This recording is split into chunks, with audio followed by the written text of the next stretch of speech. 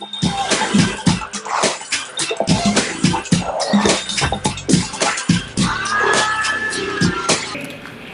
يتقمص الشخصيات بل تتقمصه الأدوار. هو يبكي ويضحك لا حزنا ولا فرحا، كعاشق خط سطرا في الهوى ومحى.